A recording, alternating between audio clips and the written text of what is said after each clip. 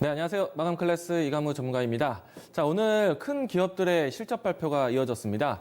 대체로 시장 대비, 눈높이 대비해서 선방하는 실적을 내놓았는데요. 자, 대기업들의 또 시가총액 상위 종목들의 실적에 따라서 지수 방어가 있었던 하루다라고 이야기 드리겠습니다. 자, 중요한 거는 1분기에 대한 위험성도 지나갔는데 2분기, 3분기, 앞으로 하반기 때의 시장에 대한 경기에 대한 기대감이 살아있는지를 따져봐야 된다라고 이야기 드리겠습니다. 자, 물론 이제 뒷부분에 이야기 드리겠지만은 이와 같은 시장에 대한 중심을 지켜갈 수 있는 투자가 지속될 수 있는 산업들을 먼저 보시길 바라겠습니다. 자, 그러면 오늘 장에 대한 정리 보도록 하겠는데요.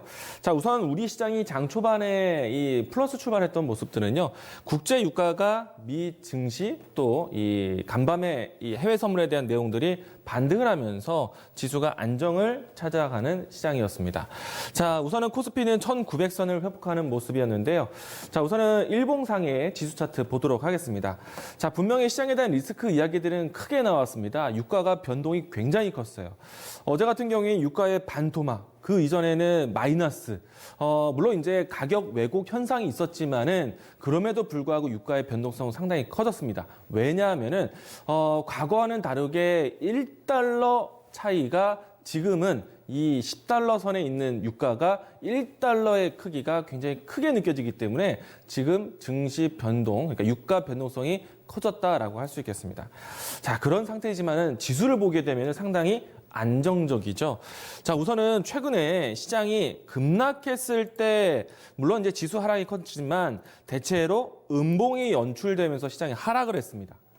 이거는 장 초반 출발 때보다 장 후반에 매도를 더 키우면서 마감, 그러니까 투자 심리가 위축되면서 떨어졌다는 내용이고요. 자, 반대로 지금의 시장은 최근 한 달여 동안에 지수의 반등도 이끌었지만은 지수 장후반, 그러니까 양봉이 연출하면서 지수가 마감을 했습니다.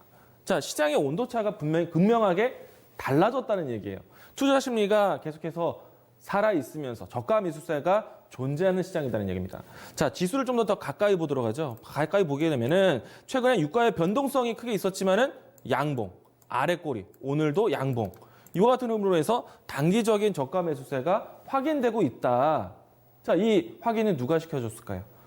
기업의 실적 발표, 긍정적인 내용들. 자, 지금 1분기의 실적뿐만 아니라 2분기, 하반기에 대한 실적에 대한 기대감. 경기는 다시 한번 재개될 수 있어라는 기대감으로 올랐다는 얘기예요. 자, 오늘 중요한 기업들에 대한 실적 발표가 있었는데, 자, 대표적인 실적 발표, 오늘 SK 하이닉스에 대한 역할이 컸습니다. 종목 보도록 하죠. 자, SK 하이닉스는요, 1분기 실적 호조를 발표를 했습니다. 자, 우리가 이미 삼성전자의 실적 발표 나오면서 SK 실적 발표 어느 정도 예상을 했죠. 왜? 삼성전자, SK 하이닉스, 그보다 먼저 TSMC, 그보다 먼저 마이크론 주가.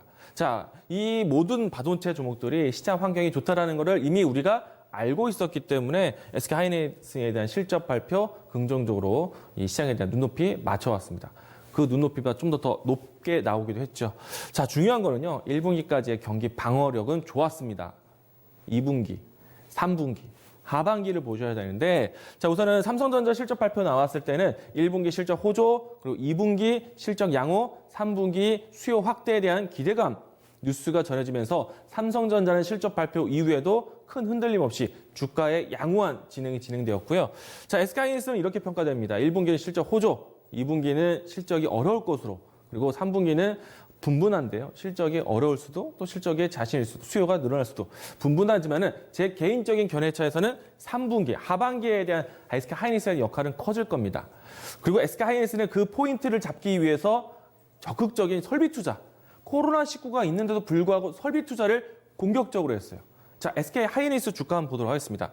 자, 이 포인트가 무엇이 중요하냐면은, 자, SK 하이닉스, 삼성전자 비롯해서 반도체 산업은 앞으로 경기가 커지기 위해서 모든 다방면에 투자가 이루어진다?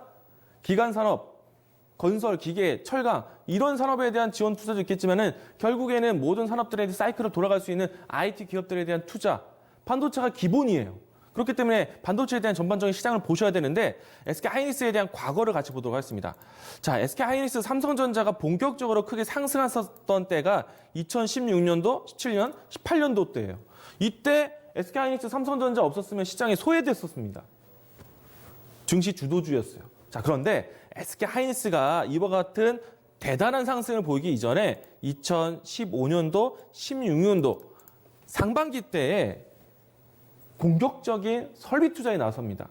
이때 당시에는 반도체 시장 업황이 안 좋았어요. 왜? 그 이전에 경기 금융위기 이후부터 해서 경기 회복기를 가져가기 위한 시기였기 때문에 글로벌 물동량이 좋지 않았습니다. 때문에 반도체 가격이 어려웠어요. 가장 힘들 때 설비 투자를 공격적으로 했어요. SK하이닉스는 투자를 아주 잘합니다. 이때 당시에 여러분들 OCI 머티리얼즈 인수했죠. 일본의 주요 기업 인수했죠. 중국의 거점 인수했죠. 이런 내용들이 지금 코로나19에 의해서 환경이 어려울 때에 투자에 나섰습니다. 파운드리 시장에 대한 투자를 해요. 낸드 플래시에 대한 투자를 해요. EUV 장비를 도입해요. 왜? 앞으로 반도체 시장이 풀리는 경기 재개 이후에 데이터 센터 구축하고 새로운 5G 폰에 대한 수요가 늘어날 수 있기 때문에 반도체 생산 설비를 투자하는 겁니다. SK하이닉스가 중심 역할이 될 거예요. 삼성전자 마찬가지고요. 반도체 살아납니다. 그러면 삼성전자, SK하이닉스 있으면 지수 올라오죠. 지수 올라오면 다른 종목들 시장 분위기 살아납니다. 물론 지금 유가에 대한 변동성은 계속 존재해요. 지속됩니다. 이것을 보완할 수 있는 미국의 인프라 투자 정책, 요 시기를 본다면 이와 같은 투자가 나오는 기업들, 투자가 나오는 산업들을 계속해서 보셔야 된다. 다시 한번 강조드리겠습니다.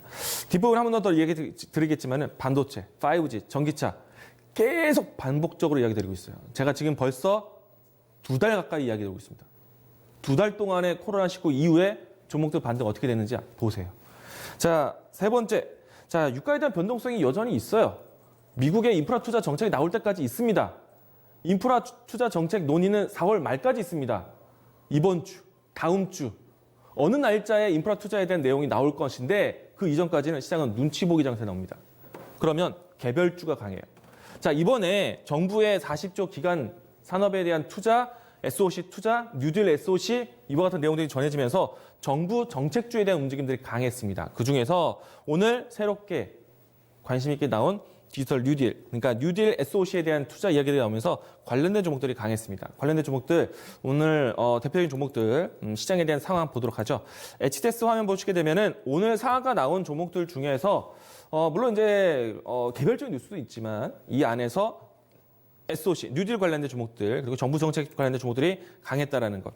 자, 상위권, 이 상승 상위권 안에서도 DRP 동일, 플리토, 코리아센터, 카페24, 알프서포트, 매드맥토, 에코마이스터, 로보스타, 키다리 스튜디오, 그리고 우리손 FNG, 로보티스 모두 다 정부 정책에 대한 수혜주로 올라왔습니다. 시장의 환경이 개별주가 강한 시장이 연출되고 있어요. 테마주가 강한 시장이 연출되고 있어요. 왜? 유가에 대한 변동성 있는 상태에서 시장의 정책 눈치를 보고 있기 때문에 이 순간 동안에는 개별주 관심 있게 보시기 바라겠습니다. 자, 다음 내일장에 대한 준비 보도록 하겠는데요. 자, 오늘 강했던 종목들 다시 또 보셔야 돼요. 자, 정부의 40조 기간 산업에 대한 안정 자금 투자, 인프라 투자입니다. 미국에서도 인프라 투자 기대해요. 오늘 정부 정책주, 우리나라 정부 정책주로도 종목들이 잘 갔습니다. 미국의 인프라 투자, 정부 정책이 나오면요, 지수가 잘 갈 거예요. 그런 흐름들을 좀 보시고, 자, 개별적인 종목들 또 계속 체크해 나가자 이야기 드리는데, 뉴딜, SOC 뉴딜에 대한 관심, 또 SOC 투자에 대한 내용들, 그리고 관련된 종목들 보셔야겠고요. 기간 산업이라 한다면 항공, 해운, 조선, 철강, 이와 같은 전방 산업에 대한 내용들인데, 자, 그 중에서 조선, 자, 카타르 LNG 운반선에 대한 수주 기대감을 가져왔습니다. 발주는 나오지 않았어요. 중국이 먼저 따냈지만 우리나라도 따낼 것을 예상합니다. 자, 여기서 기대감에 있는 시기이기 때문에 조선주의 기대감의 발주 물량이 나올 때까지 기대감에 대한 존재가 나올 수 있습니다. 그래서 조선주들 추세 양호하게 보시기 바라겠고요. 자, 조금 전 이야기 드렸던 기간산업의 안정, 뉴딜 정책에 대한 내용들, 키워드인데요. 친환경차, 수소차, 전기차, 정부 정책 강하게 나오죠. 정부 여당에 대한 총선 이후에 힘이 커지고 있기 때문에 그동안에 신성장 동력 가지고 있었던 종목들에 대한 키워드 살펴보셔야 됩니다.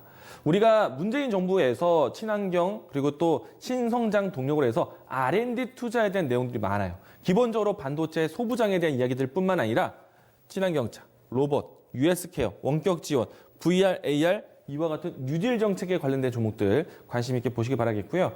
자, 이와 같은 테마주 그리고 업종 대표주들의 부분들은 결국에는 정부 정책으로 반등했다는 포인트입니다. 자, 지금 유가에 대한 변동성 분명히 있어요. 자, 유가 상품 가격대 차트 한번 보도록 하죠. 자, 유가의 흐름들을 보시게 되면은 분명히 가격적인 왜곡도 있었지만 변동성을 크게 키웠습니다. 이 때문에 지금 현재 유가 가격대가 13달러 선에 있어요. 지금 새벽 마감 때는 13.78달러에 있지만은 지금 해외 선물, 지금 현재 진행되는 선물 시장에서는 15달러 전후에서 진행이 되고 있습니다. 반등했어요. 물론 이제 이 반등이 저점을 찍고 반등한다라고 볼 수는 없지만은 지금의 변동은 고작 1달러의 수준입니다.